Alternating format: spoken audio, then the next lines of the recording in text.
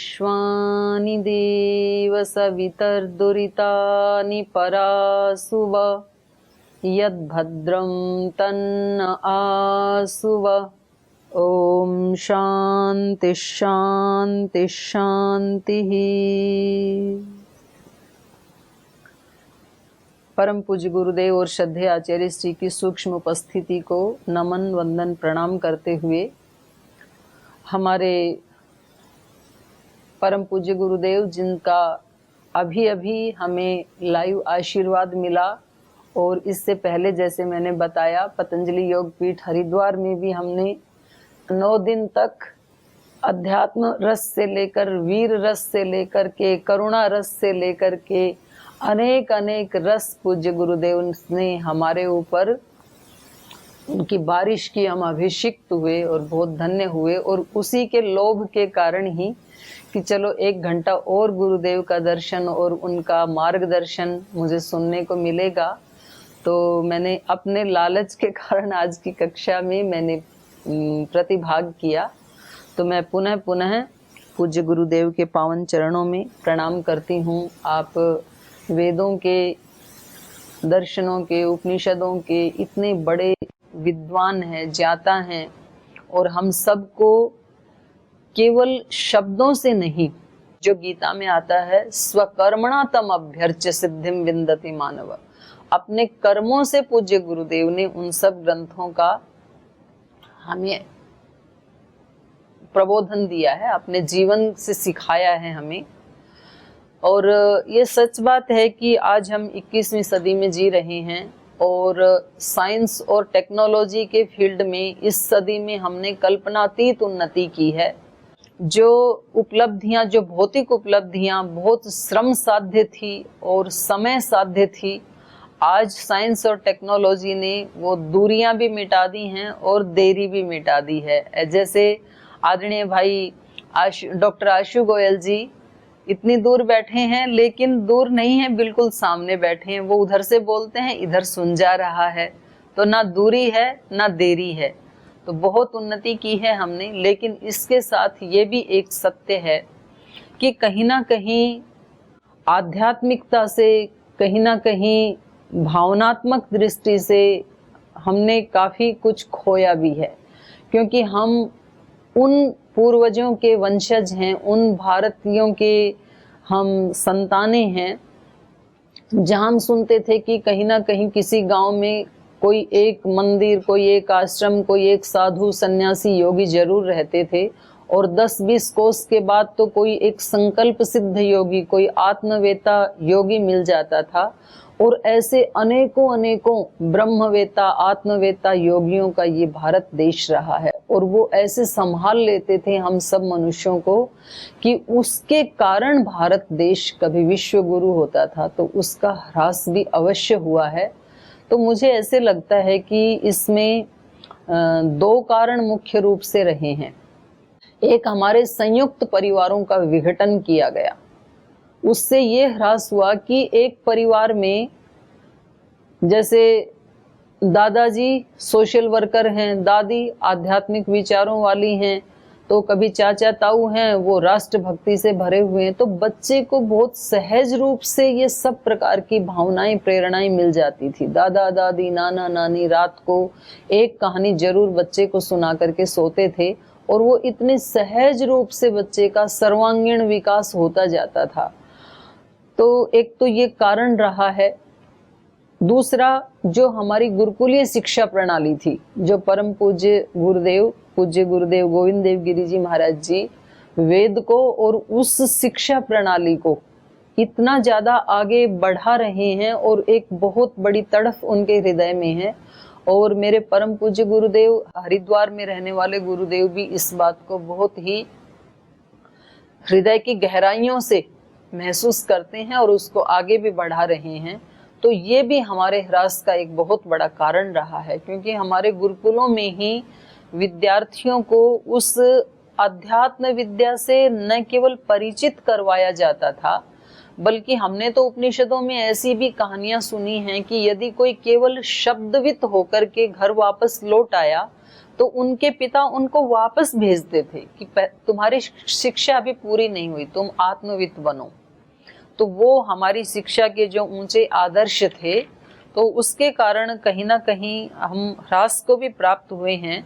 तो पुनः हमें एक उसी युग की तरफ लौटाने का जो एक महत् और दुरूह कार्य परम पूज्य गुरुदेव कर रहे हैं गीता परिवार के माध्यम से, तो मैं बहुत ही उसके प्रति अपनी कृतज्ञता ज्ञापित करते हुए और नतमस्तक होते हुए बारंबार गुरुदेव के पावन चरणों में भी अपना प्रणाम समर्पित करती हूँ। और हमारे आदरणीय डॉक्टर आशु गोयल जी और आदरणीय भाई संजय मालपानी जी और हमारे और भी बाकी जो कार्यकर्ता बहुत ही प्राणार्पण से इस मिशन में जुड़े हैं, तो उन सबको भी मैं हृदय की गहराइयों से प्रणाम करती हूँ। इतना पवित्र कार्य। और आज मैंने देखा कि छोटी गुड़िया से लेकर के और एक गृहिणी से लेकर के और 73 वर्ष के बुजुर्ग, कहते हैं कि 60 साल के बाद तो बुद्धि सठिया जाती है, कुछ नया याद नहीं होता है। लेकिन ये कहावतें सच्ची नहीं हैं। जो हमने अपने आदरणीय प्रकाश जी को सुना और हमारी माता स्वर्णा जी को सुना, तो ये आदमी बुजुर्ग तब होता है जब उसके सामने, जैसे पूज्य गुरुदेव ने बताया, सत्कामनाएं नहीं होती हैं, कोई बड़ा लक्ष्य नहीं होता है। तो उस समय व्यक्ति रोगों की तरफ या तनाव की तरफ जाता है। तो खैर, आज एक ऐसी स्थिति दिखाई दे रही है संसार में कि व्यक्ति एक ऐसे बगीचे को, एक ऐसे बाग को प्राप्त करना चाहते हैं जिसके पौधों में बहुत सारे फूल लगे हों, बहुत सारे फल लगे हों, लेकिन उसकी जड़ें उसको वो सींचता नहीं है। तो बिना जड़ को सींचे तो पुष्पित पल्लवित नहीं हो सकता है कोई पौधा। तो ये हमारी जो गीता है, श्रीमद् भगवत गीता है, जो भगवती गीता माता है, ये हमें उन जड़ों को सींचने की प्रेरणा देती है। तो उससे हमारा जीवन रूपी जो वृक्ष है वो अत्यंत पुष्पित और पल्लवित हो सकता है। अब एक प्रश्न ये आता है कि ये जो गीता का उपदेश है ये युद्ध के मैदान में दिया गया। तो कुछ लोग प्रश्न करते, बोलते युद्ध के मैदान में क्या ये प्रासंगिक है? ये तो कथा, इतना प्रवचन किसी ऐसे ऑडिटोरियम में दिया जाए जहाँ भक्ति का माहौल हो, तब तो बात समझ में आती है।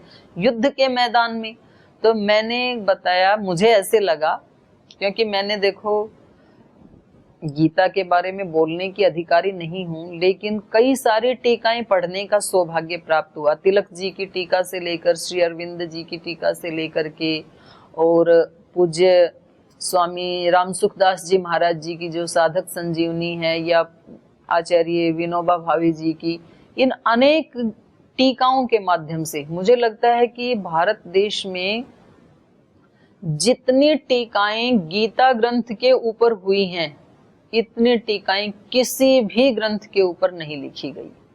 और इतनी टीकाओं को यदि एक जगह एकत्रित कर दिया जाए तो भी हम ये नहीं कह सकते कि गीता के सारे अर्थ इन टीकाओं के द्वारा अभिव्यक्त कर दिए गए। क्योंकि गीता, मुझे ऐसे लगता है इन सब गुरुजनों को सुन करके, कि गीता अपने आप में एक समुद्र जैसे है, और उस समुद्र से हजारों वर्षों तक भी यदि जल निकालते रहें हम, तो भी उसमें कमी नहीं आएगी। क्योंकि ये तो साक्षात भगवान की वाणी है, और जब भगवान अनंत हैं तो उनकी वाणी और उस वाणी के अर्थ भी अनंत हैं। तो ऐसा मुझे लगा। तो मुझे ये समझ में आया कि गीता के उपदेश की तो युद्ध के मैदान में ही प्रासंगिकता है।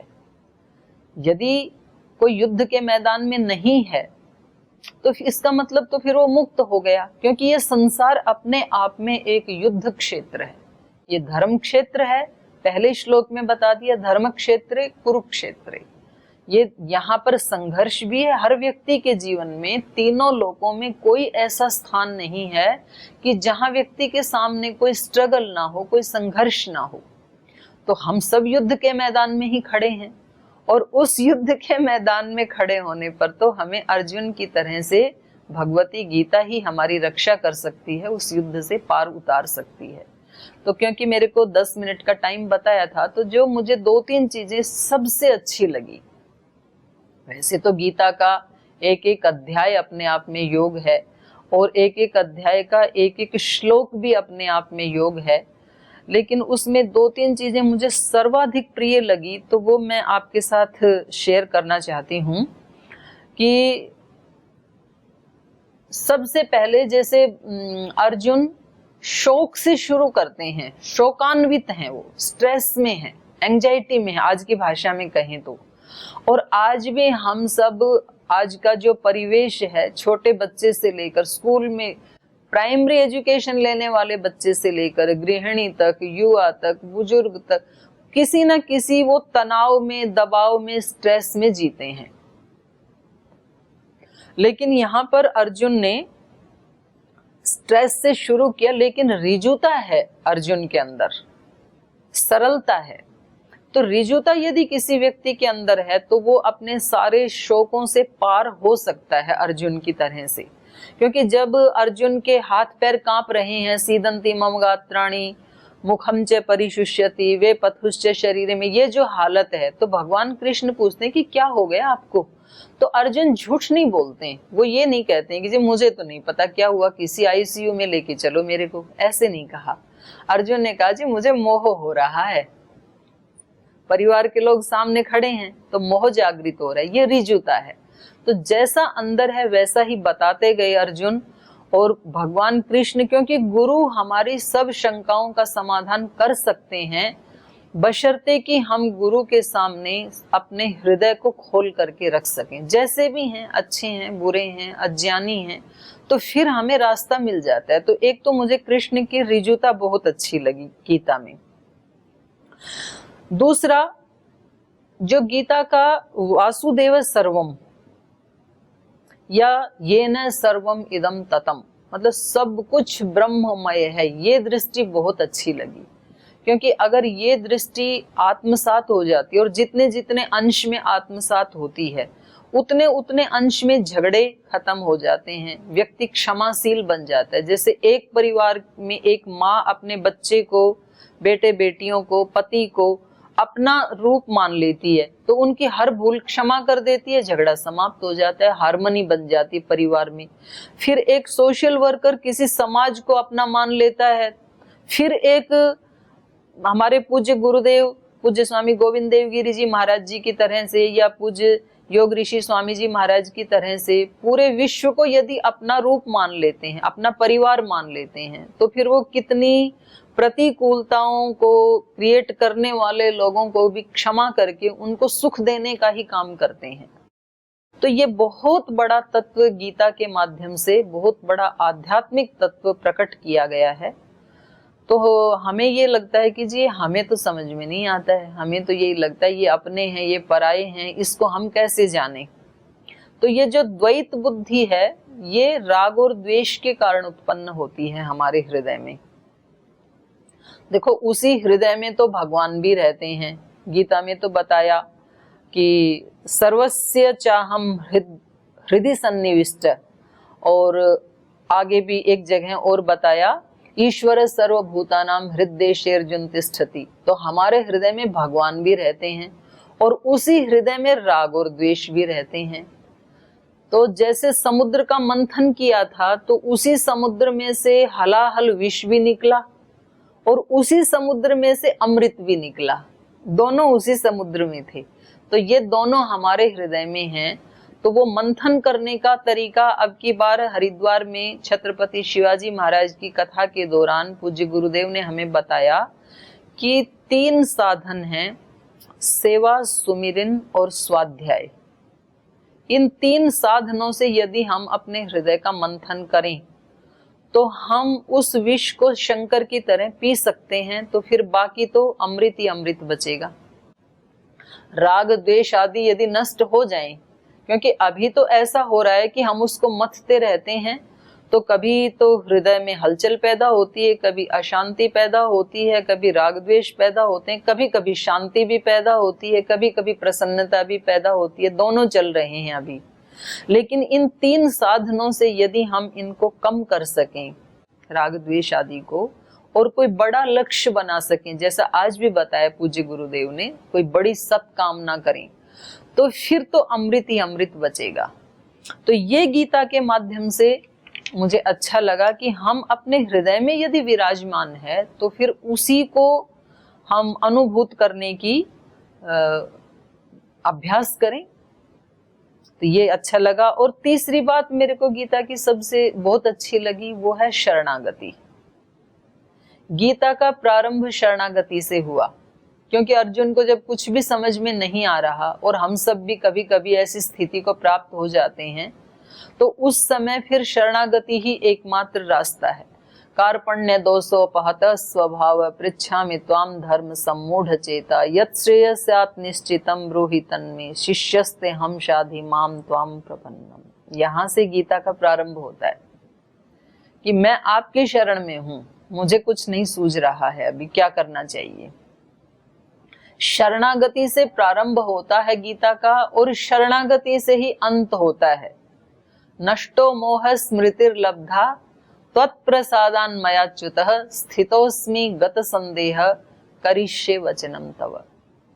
तो अब की बार भी पूज्य गुरुदेव ने कथा के समापन के बाद हम सब साधु सन्यासी भाई बहनों की एक मीटिंग ली, तो हमें यही तत्व मुख्य रूप से गुरुदेव ने बताया कि देखो, कुछ चीजें ऐसी हैं जो अपने पुरुषार्थ से प्राप्त हो जाती हैं। कोई व्यक्ति शब्द ज्ञान अपने पुरुषार्थ से अर्जित कर सकता है, धन दौलत पद प्रतिष्ठा ये चीजें हो सकता है अपने पुरुषार्थ से मिल जाएं, लेकिन भगवत कृपा, पूर्णता, समग्रता, भौमा, कोई भी नाम दें, वो जो अंतिम तत्व है वो तो शरणागति के बिना नहीं मिलता है। और शरणागति ऋजुता के बिना नहीं होती है। और शरणागति पहले तो हम जो मूर्त हमारे आदर्श पुरुष हैं, जो हमारे गुरुजन हैं, पहले तो हम उनकी शरणागति को प्राप्त करें। क्योंकि मैं तो अपने से जानती हूँ, मैं अपने पूज्य गुरुदेव के सामने इतनी ज्यादा त्रुटियां करती हूँ, बहुत ज्यादा गलतियां होती हैं। और ज्यादा परेशानी हमें तब होती है कि जब हम गलतियां करते हैं और गुरुदेव हमें क्षमा कर देते हैं, तो तब हमें ज्यादा रोना आता है कि हम गलतियां किए जा रहे हैं और आप हमें दंड नहीं देते हैं, आप हमें क्षमा कर देते हैं। तो यदि हमारी शरणागति पूर्ण हो जाए तो मुझे लगता है फिर गलतियां कम हो जाएंगी, क्योंकि वो अहंकार है ना, उससे हमारी से त्रुटियां होती हैं। हम कहीं ना कहीं थोड़ा अपने आप को बचा लेते हैं, तो हमें लगता है कि गुरुजी ऐसे नहीं ऐसे बताते तो अच्छा था, ये काम ऐसे नहीं ऐसे करते तो अच्छा था। और जब जब हम ऐसे होते हैं कि जैसे गुरुदेव ने बता दिया वो फाइनल है, तो परम प्रसन्नता रहती है और बहुत हल्के रहते हैं, हम छोटे बच्चे जैसे रहते हैं। तो ये तत्व मुझे अर्जुन का बहुत अच्छा लगा। और ये जो शरणागति का भाव है, ये बिना फेलियर हुए आता नहीं है। जब व्यक्ति कहीं ना कहीं अपने आप को फेलियर समझता है ना, भाई मैंने अपनी पूरी शक्ति लगा दी, पूरा पुरुषार्थ कर लिया और मेरे करने से कुछ हुआ नहीं, या फिर ये लगता है कि जो कुछ ये दौड़ धूप में कर रहा हूं तो इसका परिणाम क्या है, मेरे को इससे मिलेगा क्या, क्या मेरे को अंतिम सुख मिलेगा इससे। और जब व्यक्ति को ये लगता है कि नहीं, मैं 14-16 घंटे जिस कार्य को कर रहा हूं तो वो तो मेरे ऊपर हावी हो रहा है, और आधे 1 घंटे की जो संध्या उपासना कर रहा हूँ वो तो इसके सामने बहुत हल्का पड़ रहा है, तो बात बन नहीं रही है, ये तो जीवन का असफलता दिखाई दे रही है। तो फिर शरणागति में आता है व्यक्ति, और जब शरणागति में आता है तो फिर उसके जो कर्म हैं, वैसे तो मैंने बताया गीता के सभी अध्यायों में योग है, लेकिन 3 योग मुख्य रूप से जैसे गीता में बताए हैं, कर्म योग, ज्ञान योग और भक्ति योग। तो कर्म योग का संबंध शरीर से है, ज्ञान योग का संबंध शरीरी से है, और भक्ति योग का संबंध जो शरीर और शरीरी दोनों का जो मालिक है परमात्मा, उससे है। तो कर्म योग, जब हम कर्म योग में स्थित होते हैं, क्योंकि देखो अपने को सबको अपने कर्तव्य कर्म तो करने ही पड़ेंगे, और वो हम 8, 10, 12 घंटे करते हैं। उसमें यदि योग सम्मिलित हो जाए फिर तो हमारी मौज हो गई, फिर तो सारा योग ही योग हो गया, क्योंकि ज्ञान योग और भक्ति योग तो अपने आप में ही पवित्र हैं ही। तो कर्म योग का या शरीर का जो संबंध है उससे जगत का भला होता है, और ज्ञान योग से अपना भला होता है, और भक्ति योग से सबका भला होता है। कर्म योग से व्यक्ति जगत के लिए उपयोगी हो जाता है, ज्ञान योग से अपने लिए उपयोगी हो जाता है, और भक्ति योग से भगवान के लिए उपयोगी हो जाता है। भगवान उनको अपना यंत्र बना लेते हैं, जैसे कि पूज्य गुरुदेव को बना करके आज 200 देशों में लोग गीता पढ़ रहे हैं। ये भक्ति योग का परिणाम है, ये भगवान के यंत्र बनने का परिणाम है। हम अपनी आंखों से देख रहे हैं अपने गुरुजनों को। तो मुझे लगता है इन तीनों योगों में कर्म योग के ऊपर हमें ज्यादा अभ्यास करना चाहिए, कि क्योंकि ज्ञान योग, कर्म योग में भी 2 शब्द हैं, कर्म और योग।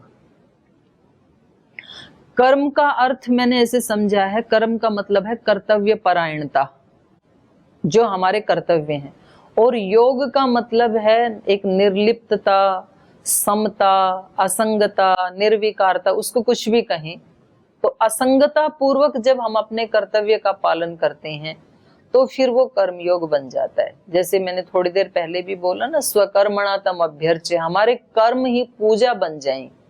एक कर्म है, फिर कर्म से सुकर्म, फिर निष्काम कर्म, फिर सेवा, फिर वो भक्ति, और वो पूजन बन जाएं वही कर्म। एक्टिविटी तो वही है, पर ये उसके सोपान हैं, तो फिर हमारी बात बन सकती है। तो उस कर्म योग का हमें ज्यादा अभ्यास करना चाहिए, क्योंकि जो हमारा कर्तव्य है वो किसी दूसरे का अधिकार होता है।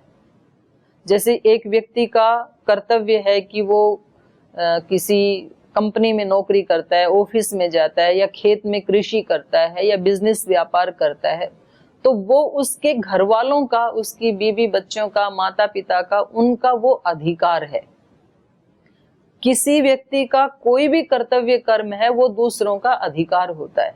जैसे पूज्य गुरुदेव अभी हमें उपदेश दे रहे थे, तो ये पूज्य गुरुदेव का तो कर्तव्य हो गया, क्योंकि आप भगवान के यंत्र हैं, आप बहुत बड़े एक साधु सन्यासी हैं। हमारा वो अधिकार बन जाता है, श्रोताओं का, हम सुन रहे हैं तो वो हमारा अधिकार है। और दूसरों के अधिकारों की जो रक्षा करता है वो व्यक्ति योग को प्राप्त हो जाता है। तो कर्म योग करते समय हमारे पास 2 चीजें होती हैं, कुछ तो वस्तुएं हैं हमारे पास, कुछ व्यक्ति हैं हमारे पास। तो वस्तुएं जब मिलती हैं, ऐसा मैंने अपने गुरुजनों के जीवन में देखा भी और उनसे सुना भी। जो जो वस्तुओं का संयोग हमारे साथ होता है, जो वस्तुएं हमें मिली हैं, उन वस्तुओं को तो हमें सेवा में लगा देना चाहिए, उनका सदुपयोग करना चाहिए। उन वस्तुओं के साथ ममता का भाव नहीं जोड़ना चाहिए। जैसे मैं हरिद्वार में देखती हूँ, पूज्य गुरुदेव के लिए कोई खाने पीने की चीजें लाते हैं, कोई दूसरी भेंट लाते हैं, तो वो सारा उनके लिए है ऐसा वो कभी नहीं सोचते हैं। वो इतना सा तिल भर उसका भोग लगा के सब दे देते हैं। जैसे पूज्य दोनों ही हमारे जो पूज्य दोनों गुरुदेव हैं, इनको कोई इनका परम पुरुषार्थ करने से लोगों ने जो भी दान दिया, दक्षिणा दिया, उसका छोटा सा अंश भी इन महापुरुषों ने अपने ऊपर नहीं लगाया, वो सारा का सारा सेवा में लगा दिया, दूसरों के सदुपयोग के लिए लगा दिया। तो ये है वस्तुओं का सदुपयोग। उसमें धन दौलत भी हो सकता है, जमीन जायदाद कुछ भी हो सकता है। और एक है व्यक्तियों का संयोग।